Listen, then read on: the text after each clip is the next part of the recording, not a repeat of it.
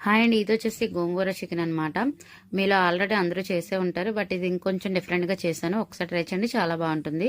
ముందైతే పాన్ పెట్టుకొని ఆయిల్ వేసుకొని అందులోనే ఉల్లిపాయలు, పచ్చిమిర్చి వేసి ఫ్రై చేసుకోవాలి. అందులోనే అల్లం వెల్లుల్లి పేస్ట్ వేసి ఫ్రై చేసుకున్నాక మనం బాగా క్లీన్ చేసి పెట్టుకుని చికెన్ ఇందులో యాడ్ చేసుకోవాలి. చికెన్‌లోని నీళ్ళన్నీ ఎగిరి ఆయిల్ తేలిన తర్వాత ఉప్పు, కారం, పసుపు వేసి ఫ్రై చేసుకోవాలి. తర్వాత ఇందులోనే టమాటాలు కూడా యాడ్ చేసుకొని చికెన్ కర్రీ చేసుకోవాలి. మీరు కొంచెం డిఫరెంట్‌గా చికెన్ కర్రీ చేసుకోవాలనుకుంటే చేసుకోవచ్చు.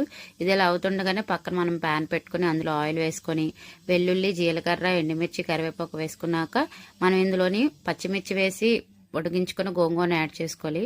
గోంగూర చాలామంది మిక్సీలో వేసేస్తారు, లేదా కానీ పప్పు గుత్తితో మ్యాష్ చేసుకొని వేసుకుంటే చాలా బాగుంటుంది. కొంచెం ఆకులాగానే గోంగూరలో నుంచి ఆయిల్ తేలిన వరకు ఫ్రై చేసుకున్నాక మనం చికెన్లో యాడ్ చేసేసుకోవాలి.